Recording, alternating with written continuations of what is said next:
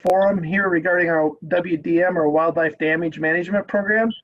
I'm Arden Peterson. I'm a Special Assistant to Secretary Hepler, and I'll be facilitating today's meeting.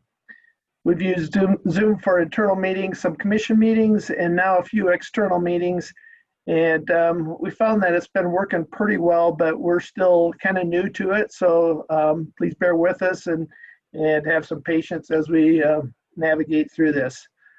The intent for today's forum is to provide a platform for producers and other interested folks to share their thoughts and ideas with us. This is a listening session, and we'd like to hear from each of you who may have participated in our WDM program in the past, or even if you haven't used our services, we'd still like to hear your comments and or questions. Your input will help us shape the goals and objectives of the program, as well as provide us with information that will assist in developing or refining ways to measure our customer service. Now for a few housekeeping items for today's meetings. For those of you who are connected through your computer, there'll be a chat feature that Emily Keel, our Senior Advisor at Game Fish and Parks, will be monitoring. I believe Emily will post a few questions on the chat as well, so if you'd like to answer using that feature, we'd sure like to get your answers that way as well. If you'd like to answer a question or share a comment orally, there should be a toolbar at the bottom of the screen that should allow you to raise your hand.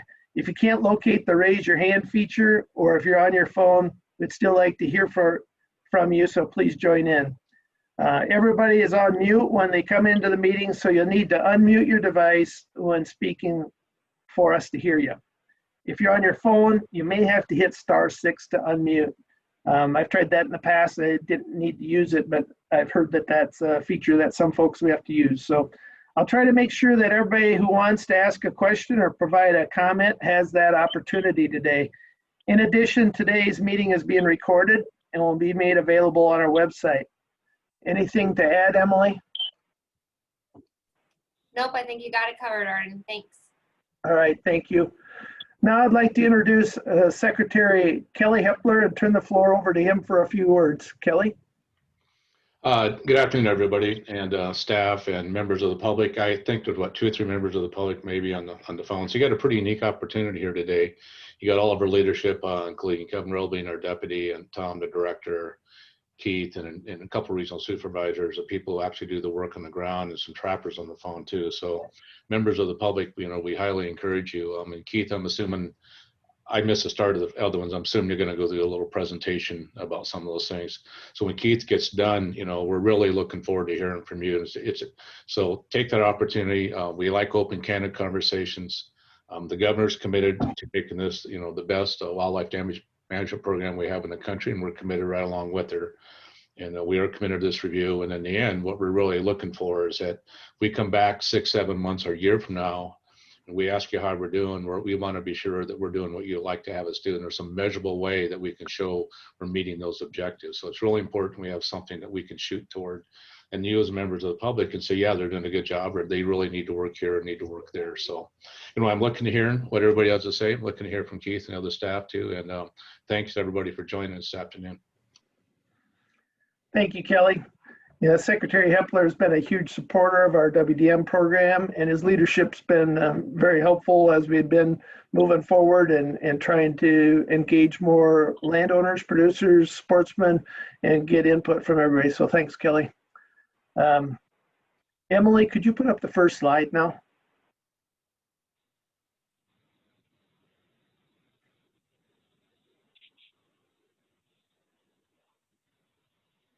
Okay.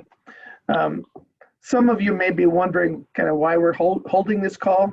And, the purpose for these forums is, first of all, to communicate with our producers and to ensure our WDM program goals are in line with our producers' expectations. We also want to make sure that we're always providing excellent customer service. Your input is important to us and will help us improve our WDM program. So, those are the 3 things that we're looking for today: is to communicate, to try to share some of our program goals and objectives, kind of things that we're working on, but also to listen and get that input that's really important to us. refine our WDM program goals moving forward, and develop metrics to evaluate our customer service. We'll be coming back to this slide in a few minutes and love to hear some examples of WDM services that you've experienced in the past. So be thinking about that, what has worked well and what we can do to improve. But first I'll ask Keith Fisk, our Game Fish and Parks Wildlife Damage Management Program Administrator, to provide a brief overview of our programs with a focus on Southeast South Dakota. Doesn't mean that if you're from some other part of the state that it won't be applicable to you or you can't ask questions about that, because we want people to attend any one of these. But right now, kind of the main focus that he's going to be talking about is probably our Southeast region. So if you have any questions about any of the information on Keith's slides, he'll give you an opportunity at the end of each slide to help clarify. So Keith? Thanks, Arden, and thanks for everyone taking the time today to listen in and hopefully provide some feedback for our agency. It's very important, as both Secretary Hepler and Arden stated. So what I've got here is I've got about 5 slides just to give you a real high-level overview of some of the services that we provide at a statewide level, but more importantly, focused probably specifically there down in southeastern South Dakota. So with that, Emily, next slide, please. So to start off, for folks that are on the phone, you probably heard us today call already our WDM program, or our Wildlife Damage Management Program. But what that program is in a nutshell, it's programs and services that our agency provides directly to landowners and producers across the state. And in South Dakota, we have a very comprehensive program where we will work with producers just about on any type of wildlife species that's causing damage to private property, whether it's coyotes, deer, elk, Canada geese, prairie dogs. Pretty much if it's a wildlife species in South Dakota, we want to provide some assistance to those producers, help them out where we can. Our goals currently for the Wildlife Damage Management Program is, of course, to mitigate wildlife damage and livestock loss. And it's also about maintaining positive relationships with landowners and producers here in South Dakota. As you folks know, the majority of South Dakota, over 80%, is held in private ownership. If our agency is going to be successful in our mission to manage wildlife and also have hunters be able to enjoy those resources here in South Dakota, we need to make sure that our agency has a really good working relationship with landowners across the state to make sure that both of those goals can continue a long time into the future. Currently, our agency, we have 28 full-time staff that are on the ground. We operate off of around a $3.5 million budget on an annual cycle. And just to touch briefly, most of the revenue that goes into funding for these programs comes from the some form or fashion from hunting license sales, whether it's a surcharge, general license fees, a non-refundable application fee. We do receive a small portion of funds directly from the counties. And then also we have an annual appropriation from the South Dakota Department of Agriculture. But in a nutshell, most of our funding does come from hunting fees. Next slide, or I guess any questions? All right, Emily, let's go on, please. So here in the southeast of South Dakota, I thought I'd focus on probably the 3 primary areas of services that we provide. First and foremost, and this is consistent across the state, is the largest component of our program is our predator control program. And for folks that don't know, we have a unique program here in South Dakota where our agency, for the most part, provides the ground services where we implement ground techniques like calling, trapping, M44 devices, shooting, those types of control methods. And then our partner USDA Wildlife Services provides aerial predator control, where we'll operate a number of aircraft across the state to provide aerial predator control services. And our predator control efforts really are a cooperative effort across the state between that other agency, as well as in many areas of South Dakota, we have local predator control districts that also work with our agency to provide some of those services to producers as well. So it really is a cooperative program, and it needs to be able to make that program successful. Another service that's really sought after in southeastern South Dakota, especially this last year with the high water levels and abundant Canada goose populations, was our Canada goose damage abatement program.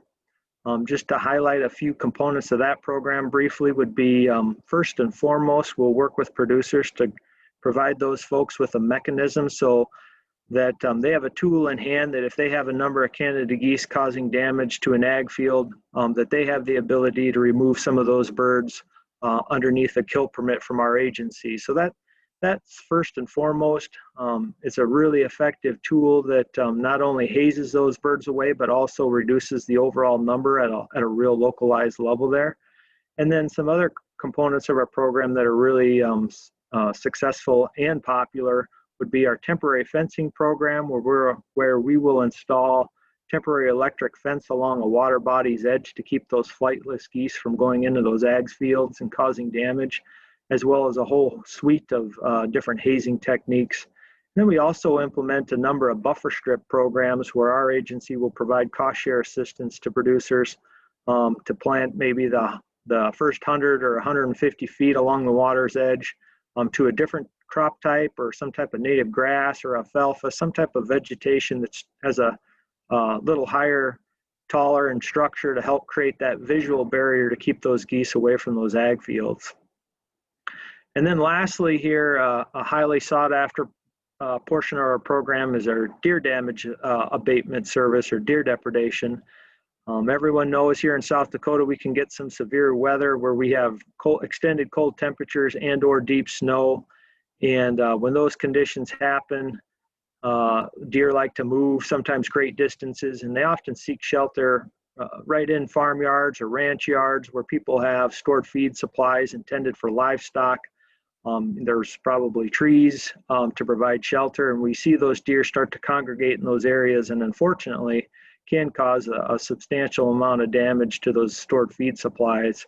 So our agency, again, will work with those producers, either provide them portable protective panels, or we will also provide up to $10,000 cost share assistance to have those producers have somebody, or they can build it themselves if they wish, but have them construct a permanent stack yard or basically a high fence that can surround those stored feed supplies to keep the deer away from those areas when we do have those severe winter conditions. But those are the three primary components of our program that we see utilized in southeastern South Dakota. So with any questions with those three programs.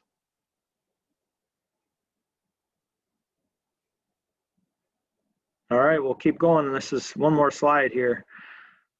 Just wanted to talk to everybody briefly about some of the programs that our agency initiated here in 2020. As Kelly alluded to earlier, we did have that external review of our program. And when that came to the conclusion here at the end of 2019, our agency immediately put together an action plan, if you will.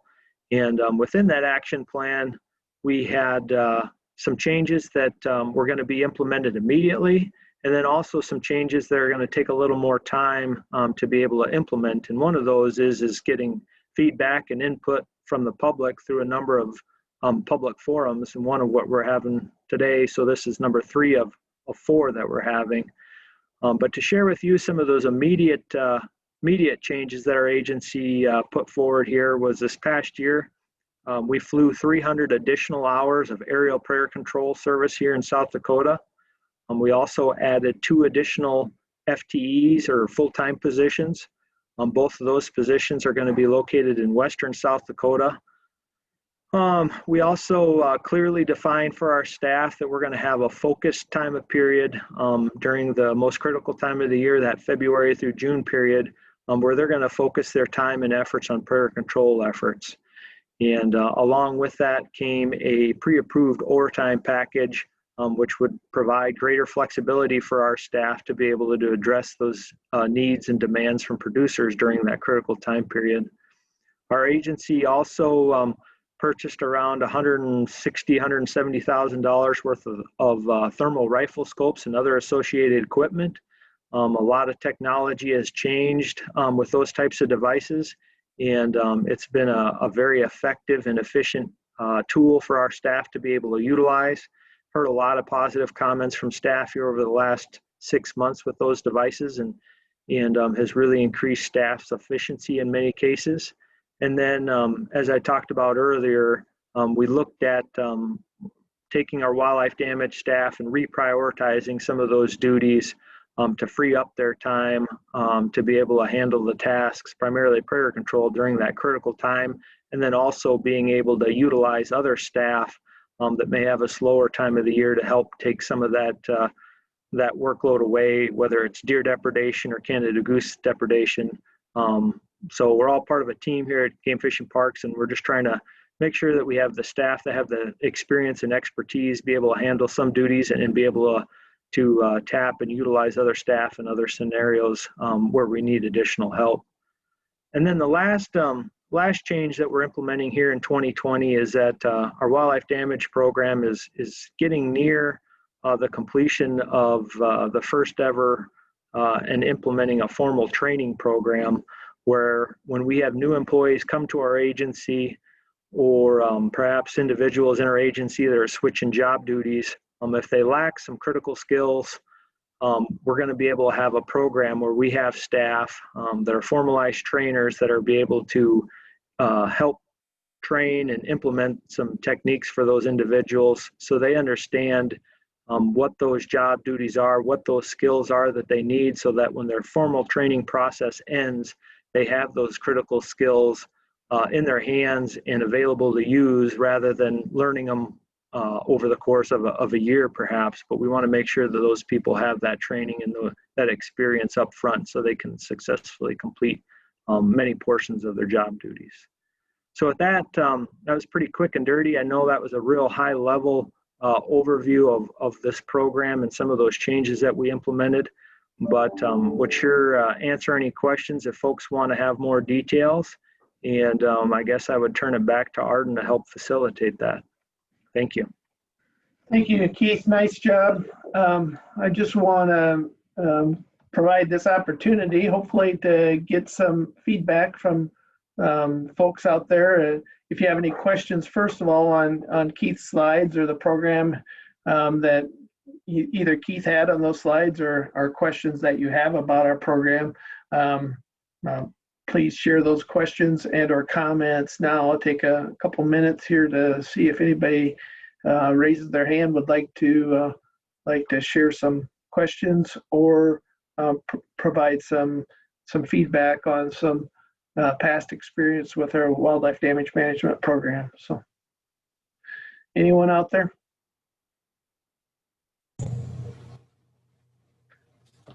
Paul? Yeah, Paul Daly, Jefferson, South Dakota. Mine isn't the feed piles, the winter stock feed. Mine is the crop damage. And I'm sure some of you know who I am. My concern is more in the summertime, the damage going on spring and right now with the deer. With the nature area, Dakota Dunes, and those areas around me, the deer population is fairly high. And so I just wondered what you guys would do for summertime damage versus winter damage. Keith, you want to tackle that one? Yeah, thanks, Paul, for that question. And yes, indeed, I don't recognize you by your face, but I know we've talked over the phone over the years, and really appreciate, you've worked closely with our staff and agency for many years, and really appreciate, the cooperation that we've had. And as you know, in your area there down in the southeast, especially along the Missouri River, I mean, it's a deer mecca, and the damage that producers like yourself can suffer from that overpopulation of deer can be difficult. I know staff have worked with you to implement some youth hunting opportunities down there earlier on in the year to hopefully, reduce that localized number of deer right out directly on your property, but then hopefully some of those areas around. So that probably would be first and foremost, see if we can start to get that deer population lowered in the immediate area. The other thing I guess is that growing crop damage that you experience is a real challenge, especially when you start to think about eastern South Dakota in general. There's certainly some hazing that our agency can help and assist with, but that's only effective, at short bursts, and you have to keep after it throughout the season. I don't know if Region 3 or the Southeastern staff have talked to you about potentially enrolling in a program that we call, it's an experimental lure crop. So basically, around the edge of your field, you plant to a different mixture or a different crop that's maybe more appealing to deer during certain times of the year. And we would, of course, provide you the average rental rate down in your area, plus I think it's a $50 planting incentive fee. And we have implemented that in some other areas further to the west. It seems like it has helped to some degree, because I'm sure that most of that deer damage occurs on probably the outside 100 feet or 150 feet along the edge. But that is one of the tools, if we haven't implemented, we could sure have staff reach out to you to visit about the potential to do that into the future. And I guess, Paul, a question back to you. I mean, what would be an effective tool or a program that you think that would better help meet your needs? I think what we need to do is get more hunting licenses down here. I'm not sure where we're at right now in Union County, but it used to be 200 tags for the whole county. We just need to thin more doe tags, thin the does out. I'm seeing twins, I'm seeing triplets. The program, the chapter program that you guys have worked with me has been excellent. Derek has did an excellent job. 2 years ago, the youth killed 33 deer. Last year, they killed 31.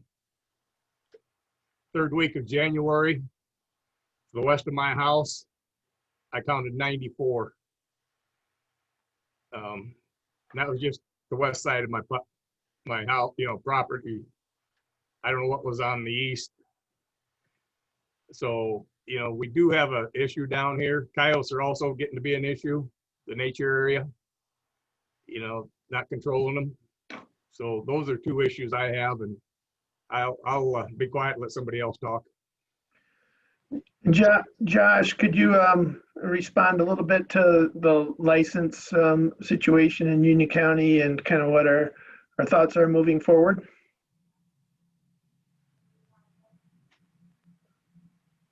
Yeah, I can sure speak to that real quick.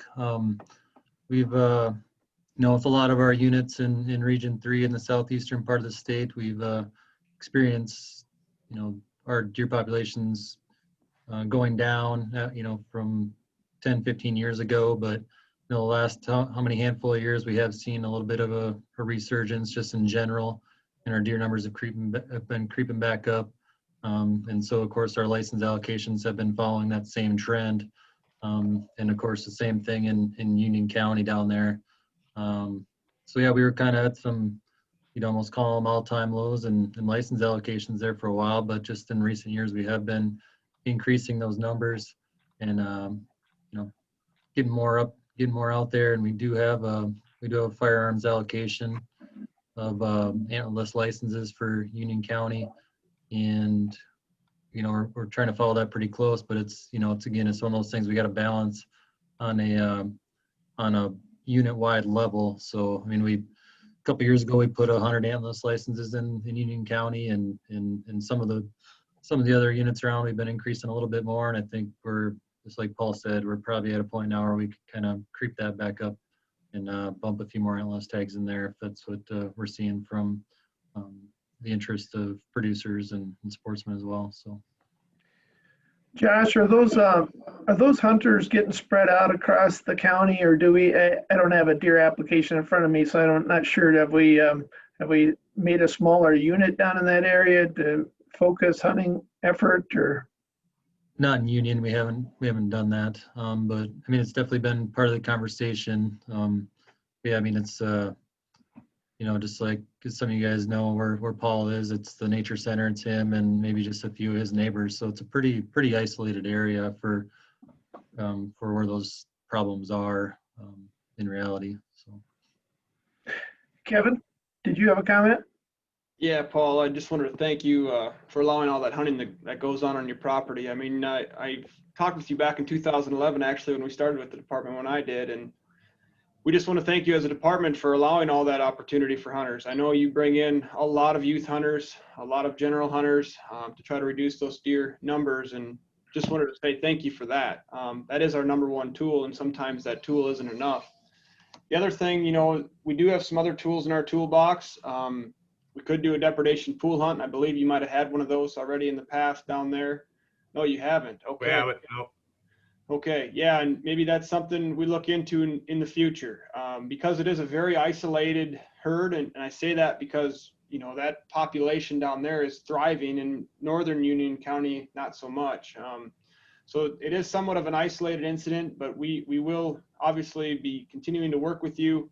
We'll get back with you and provide some more tools so we have them in our toolbox. But I really just wanted to say thank you, Paul. I know it's been a long time coming. This has been an issue over the last 10 years, and you've been very patient with us as a producer. And you do have a lot of deer on your property, and you allow a lot of opportunities. So thanks for that. You're welcome. The youth chaps deal is excellent. I really enjoyed the kids, giving them the opportunity. I've seen some pretty neat things happen. Thank you. Thank you. That's really great, Paul. Appreciate all you've done for so many years down there to provide that opportunity. I don't know if this is a question for Josh or maybe Emmett too. Are we doing everything that we can on the Adams area and the conversations with the Parks Division? I know we've provided some recreational opportunity there for a number of years, but a couple of different things thinking about. One is the access, and the other thing is I haven't been on the Adams property for a while now. As far as crops, are we doing lure crops and providing opportunities for us to hopefully hold some more deer there and off Paul's property? So just a comment, maybe Emmett or Josh, if one of you guys want to jump in. Yeah, I can jump in first. And like Kevin, I just want to thank Paul for all his work and patience down there. He has just been wonderful to work with, Derek, and he have developed a really special relationship. And Paul has gone far, far, far and above the call of duty in terms of, his efforts to try and help those kids harvest deer. Lots of good smiles and lots of happy families. We've had fathers and sons and daughters, and they've all had a great experience, and due in large part thanks to Paul.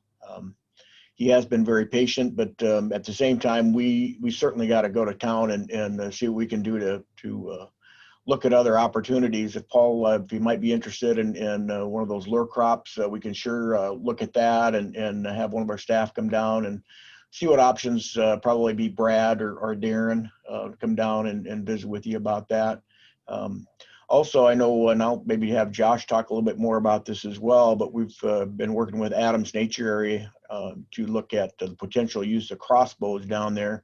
I think we're talking about turkey harvest, but there may be some additional harvest opportunities with crossbows on the park too for the utilization of some youth hunters and other hunters there too. So, Josh, any more thoughts on that? Yeah, specific to the Adams area, we've definitely been working with them and for quite a few years on providing hunting opportunities there, and certainly well aware of how there is interaction, with the population of deer that reside on the nature area and also on Paul's. We know that, they're definitely going back and forth, and they're all part of the same local population there. So try to look at the best ways we can to try to address both areas and try to increase harvest on the Adams area. It's certainly a challenge. It's great habitat there, and there also is agricultural practices on the homestead property, quite a bit of corn there, and it kind of acts as a food plot in a sense as well. But that is the one challenge that we're dealing with there, is that it is all archery hunting allowed on Adams, and it's it can be a lot more difficult to be effective in controlling numbers that way. I mean, we definitely harvest deer down there, but we could and the folks down there at Adams would say the same thing. I mean, they got a large population and we could handle taking more. It's just it's difficult to do with the way it's set up. Or we'd like to consider other options to increase that harvest. We did, I believe we did increase the number of access permits down there to get a few more hunters in there. But the other, the other kind of challenge is that there's only so many people, like local people, that get in there and hunt and take it real seriously. And we got other folks that come down there for, just from outside the area that don't, get a good chance to harvest the deer. They may get a few days in there and enjoy the hunt, but they may not be as effective in harvesting animals. So we probably need to, we could look at some different angles to see how we can be more effective in increasing that harvest. Thanks, Josh. Paul, any other comments or questions in regards to things that we could do or how things are working? Need you to unmute, Paul. There you go. Okay, that work? Yep, gotcha. Oh, no, now you muted yourself again.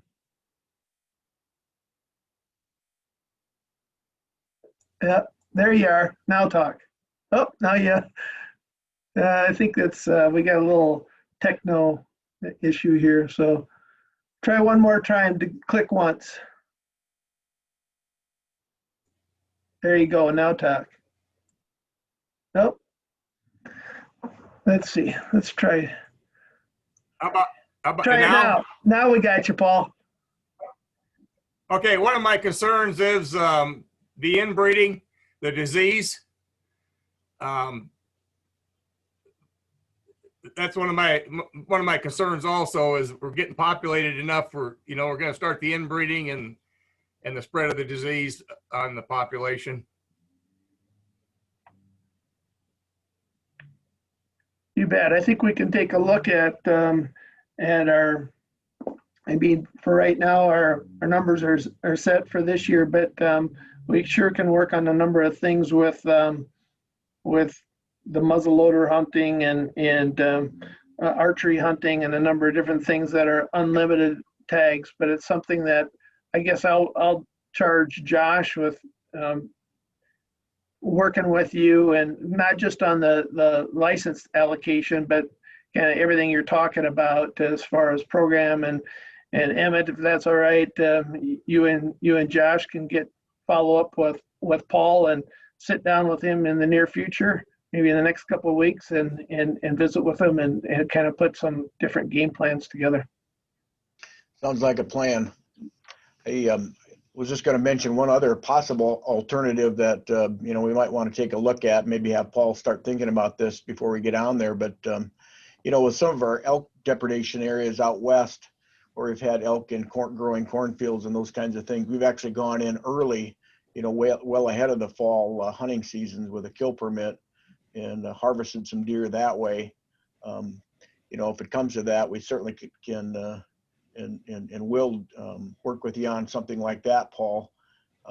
We of course always want to try and make use of that venison and either get it to the hunters and their family directly, or make it part of the Hunter or Sportsmen Against Hunger program and get into a food pantry. But there are some additional harvest alternatives. The challenge, of course, down there is that during the growing season, that corn grows awfully tall, and those deer aren't exactly accessible to the extent that they are later in the fall. So that would certainly present us with a challenge, but at the same time, certainly something to talk about. So be thinking about that, but Josh and I and probably Brad and or Darren will slip down and have a visit and maybe take a tour of your place.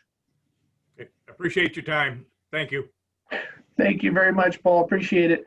Anybody else on our call today have any questions or comments, either regarding the overview that Keith put together, or just some experiences that you had with wildlife damage and how we can work together closer? So open it up for anybody else.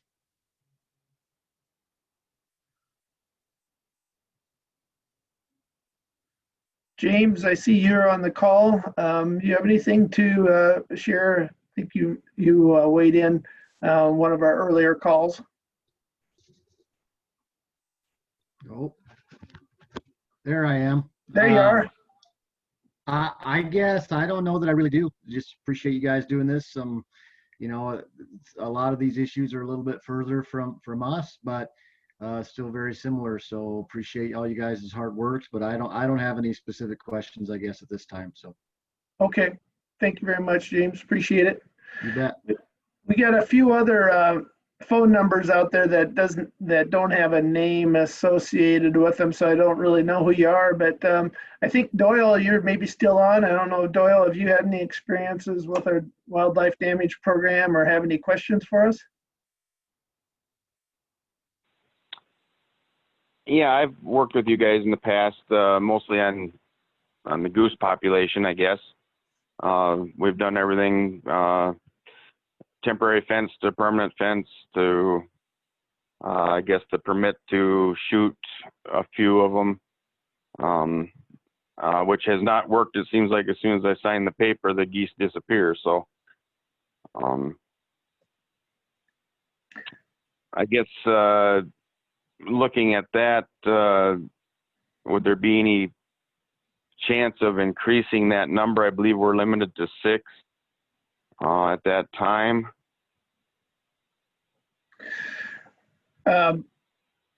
Keith, are you able to answer that? Sure. Yeah, what I can say is that, you know, those permits that our agency issues to the landowners, the initial permit's limited to 10. And then, of course, if a producer, you know, killed his 10, we'll certainly follow up, get them another permit, 2 or 3, whatever's needed. So don't let that be a stumbling block for you.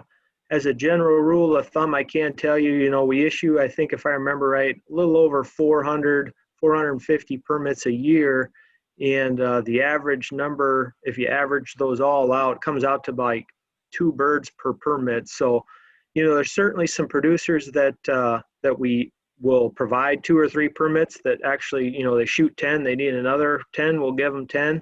But, you know, so don't let that be a stumbling block, I guess. If you feel like you know, you're getting close to 10 and you need to have another permit, I'm sure if you reach out to Emmett or Josh, they'll make sure to get you another permit in hand before you run out, so we don't run into any issues or problems there.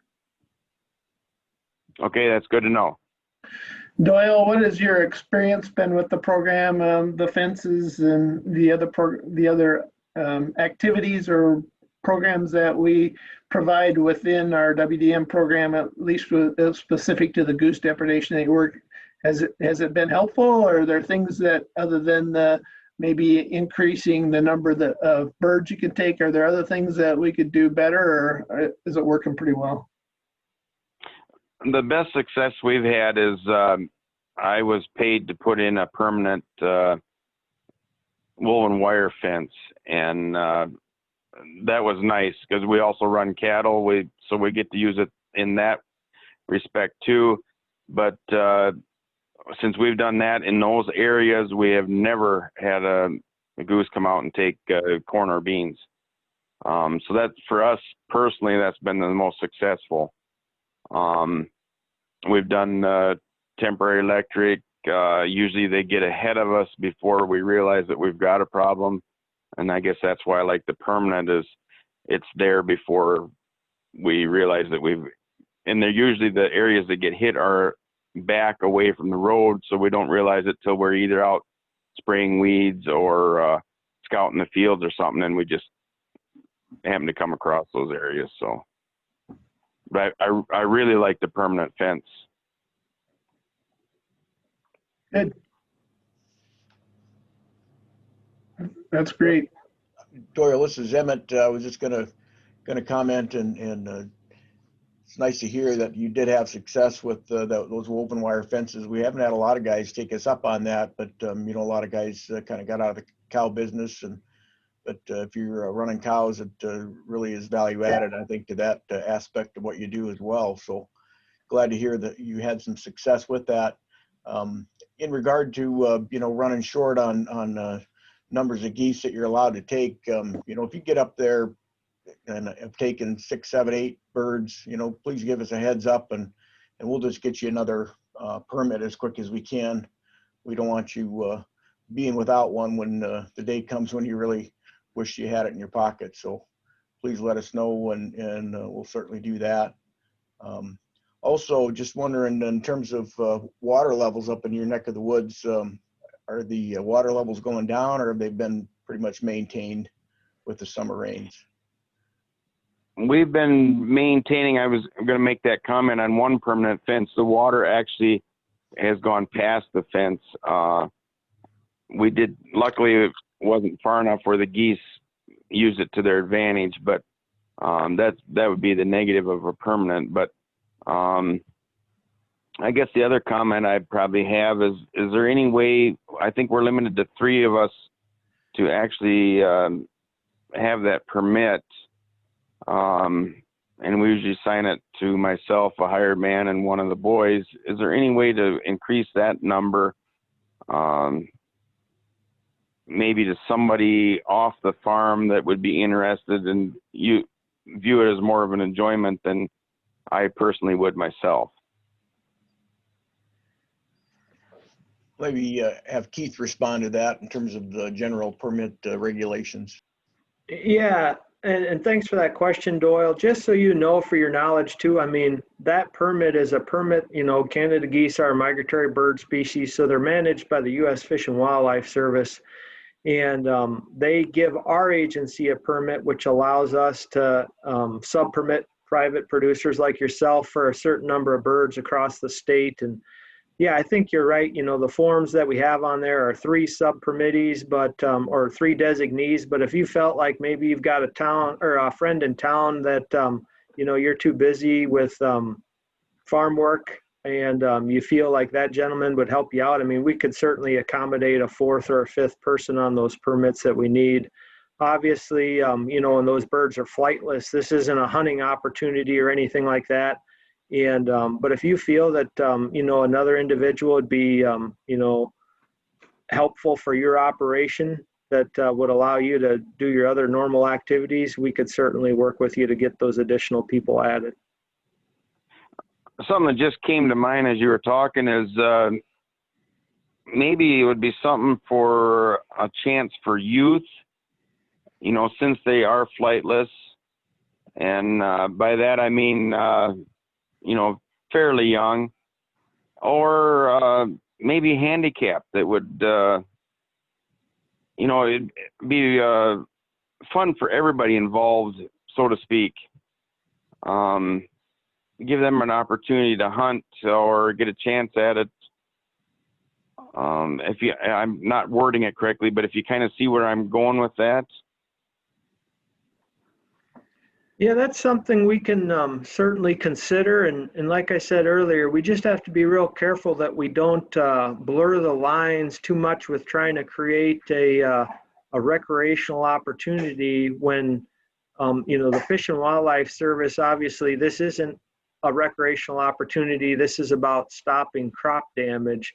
So we just have to make sure we're real careful and about not losing sight of what the goal is there. And ultimately, I mean, I certainly wouldn't want to jeopardize our statewide permit from the service if we were taking a more liberal approach to having, you know, people recreationally kill those geese. So I certainly appreciate that comment, but I think we would need to talk about that a little bit more in detail to try to figure out, you know, if something like that would be authorized underneath that permit or not. So I hope that makes sense.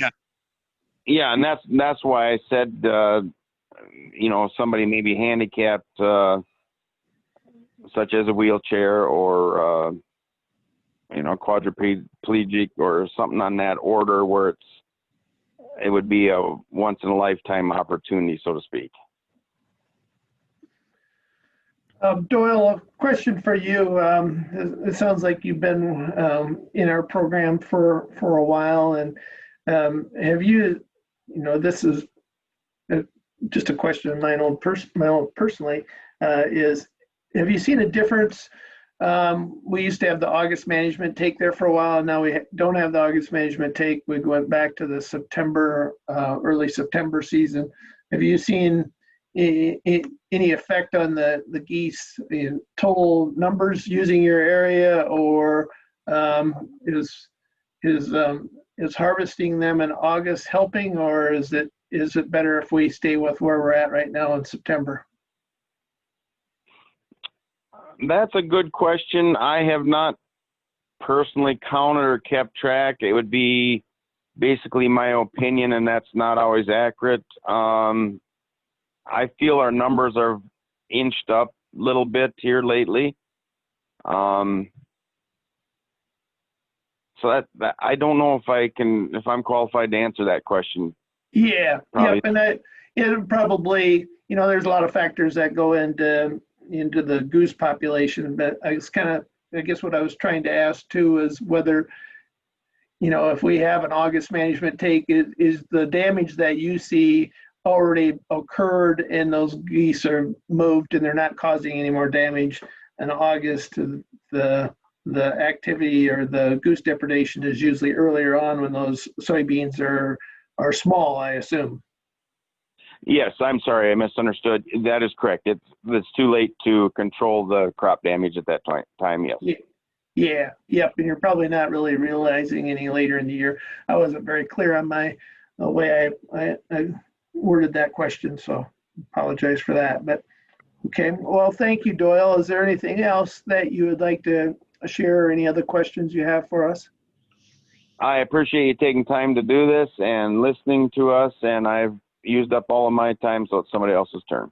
Okay, all right. I know there's at least 4 other numbers on there that have called in that I don't know if they're producers or if they're staff, because I don't have all those numbers in front of me. But if there's anybody else there that would like to weigh in, we'd sure like to hear from you. It looks like George.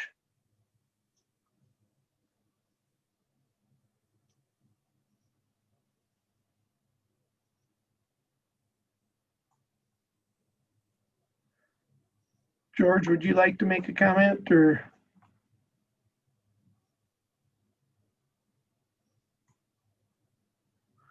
Anybody else? Say, Arden, I was just gonna, I don't know if Jackie, or I know Jackie was on, but Josh is on as well. Just maybe to bring up the sort of the target population that we're working towards with our Canada goose management plan. And I know it has been, the population overall has been increasing the last few years. So at some point, within the guidelines offered in the management plan, we will consider some additional management alternatives if that population continues to grow and or exceed our target population level. So Josh, Yeah, Jackie, you want to weigh in on that? Or I was wondering, Emmett, if I don't know if Tom is, we also have Wildlife Division Director Tom Kirschman on. I don't know if Tom has any would like to speak to that, or if you'd rather have Josh or Jackie speak to that, Tom.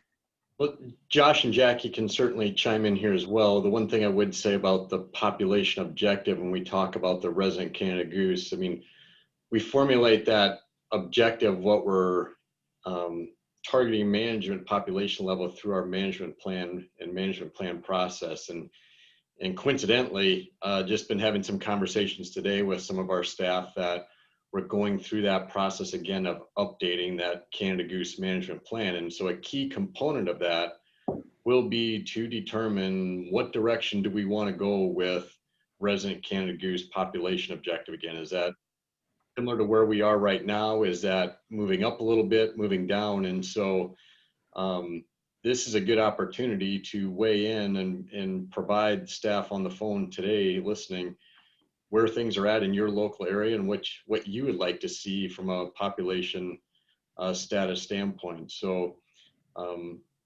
we'll be in the process of adjusting that again, and likelihood there will be some adjustments. So any input you can share, in particular on this eastern part of the state here, we have 2 of our key managers and supervisors for these 2 areas on the phone today between Josh and Jackie, and they can add a little more insight to that, but any comments or insight on that would be very helpful for them in that process. Go ahead, Josh. Yeah, so as Tom said, and as he alluded to, our management plan process and where we're at with that, and we're looking at that again right now to do some updates. And as he kind of alluded to, it's that population objective may not necessarily be a permanent thing, and can be static and change with the times, given the social considerations and the course of tolerance to landowners, the habitat, and the population in general, what sportsmen want, all that stuff. So I mean, we adjusted that number from our first plan to the second time we put it together, and there's nothing saying that might not change again, and when we look at it here again. So but yeah, we do have a variety of different things we can look at and change given our management options. Of course, we can always try to adjust when the seasons are and season dates, and provide those August hunting opportunities to take more additional birds. Also adjusting the bag limits, and then also looking at different management tools for landowners that are experiencing the depredation issues. So just a handful of things to consider, or things that we talk about when it comes to managing geese, and those are it. So somebody else was trying to jump in there or not. Jackie, do you have anything you'd like to add? I think Josh and Tom, I guess, explained it well. Yeah, we'll be going through the management plan revision process, and that population objective has changed over the last, several management plans, taking into consideration what the breeding population index is, and that's a survey that the Fish and Wildlife Service does every year. Unfortunately, they weren't able to do it this year with the pandemic going on. But we utilize those numbers, as well as depredation in the field, consider sportsmen. So we look at the whole picture, I guess, when we're looking at that population objective. So yeah, we'll be looking at that, and which tools that maybe we haven't implemented for a while that we might have to use again. Thank you, Jackie. Appreciate it. Thank you, Josh and Tom, for clarifying that information. Any other questions or comments out there from any of the public on the call today?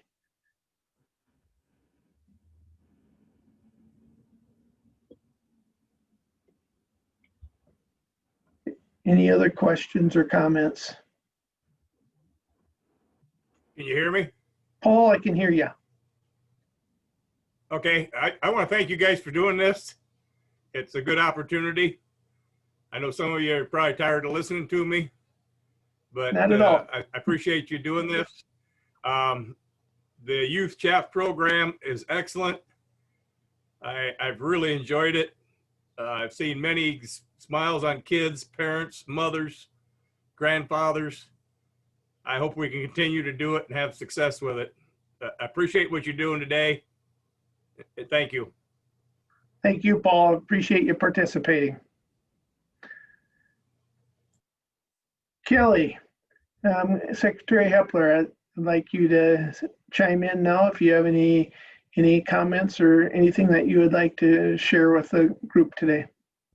No, I just process-wise, I know Paul and Doyle, they brought up some things, and as you said, I'm assuming we're going to reach back out to both producers and talk to them, meet with them. I did ask a question of Keith, because one of the things that Paul brought up is, potentially coyotes coming off the Adams homestead out into private lands, potentially, getting livestock. And I asked Keith, the question is, if in fact we see that happening, are we going to go in and do some predator control on our own lands? And the answer is yes. So Paul, with that in mind, when you talk to the Emmett staff, be sure you talk about that. I know it's, and I'm sure park staff, they can say there's a balance between a nature area and, seeing coyotes, which is important to do. There's a balance there, but, we're death on coyotes. They're around, we like to shoot them. So we just have to figure out what that is. And if that's truly happened, I don't know if there's any, whether that's ground that they're using for nesting or not nesting, for denning or not, but we'll figure that out. Other than that, and I know there wasn't a lot of members of the public on, but I appreciate participation it was. And Paul, I also want to echo my thanks from all the staff. Getting those youth out hunting like that is a big deal. It's way beyond and worrying about crop damage. It's just investing it, in tomorrow. And I really appreciate you doing that. It's very good of you. Thank you, sir. Anyway, so thanks, staff. We have one more left, and we'll go back and then we'll work on these objectives. We'll get those back out and make sure, we really are trying to do what you guys are asking us to do. So, I thank you for your time today, and, hopefully get a nice balance of rain and sunshine. Thanks, Kelly. I appreciate it. Appreciate it. George, were you trying to add a comment in here? No. Okay. All right. Sounds good. Deputy Secretary Kevin Roebling, would you like to share anything else? Yeah, I think Kelly covered it very well. I just wanted to reiterate, though, the real reason this program exists is for one, to provide excellent customer service to our producers, and two, to mitigate livestock and wildlife damage, livestock loss and wildlife damage. And we're going to do everything we can as a department to ensure those two things happen. But first and foremost, we want to provide excellent customer service. So that's front and center for our department. And we want to make sure that the issues that are out there are being addressed, and we're going to do what we can to address those issues. So that is all I had to add and wanted to say. And I just wanted to echo what Kelly said as well. Thank you for taking the time out of your day to join us. And it was a great conversation. So thank you. Thank you all for who participated today. And Paul, our staff will be reaching out to you. Doyle, I have your phone number. We'll make sure that we reach out to you as well. Anybody else that's on the call today, if you have any additional comments or questions, I'm going to leave you with a couple phone numbers. One is our program, our wildlife damage program administrator, Keith Fisk, who spoke earlier. His number is 605-773-7595. And then myself, and Arden Peterson, my number is 605-359-0654.